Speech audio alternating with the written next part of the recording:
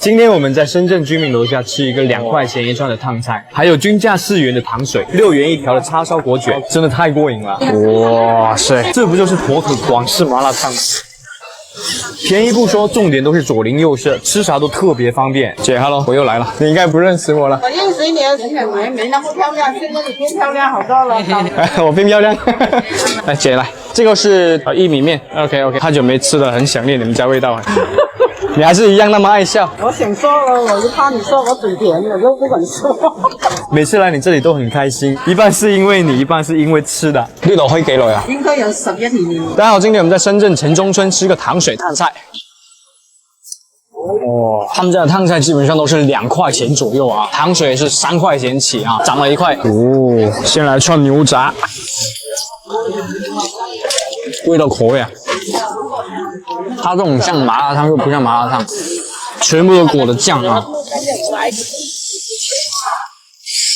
好吃啊！而且它每个东西都很入味。3块钱的绿豆汤，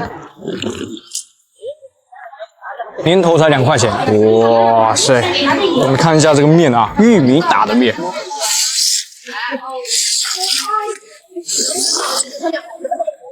火腿啊。它真的就是广式麻辣烫，应该说它辣吧，它并不辣，芝麻酱香。哇哦，太爽了！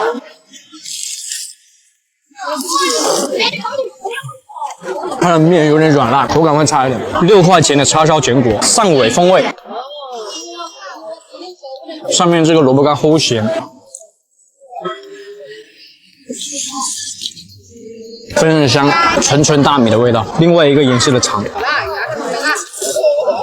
鸡肉跟玉米，吃一下福袋，带那个蟹子啊，木薯糖水。哇，它这条街呢就有4、5家做吃的小店，基本上糖水、面啊七七八八的都有。锅仔肠，谁说深圳是美食荒漠？很多美食都藏在城中村里面，来深圳一定要试一下。深圳欢迎大家。OK， 我们这视频就这里，我们下期见，拜拜。回家再一段。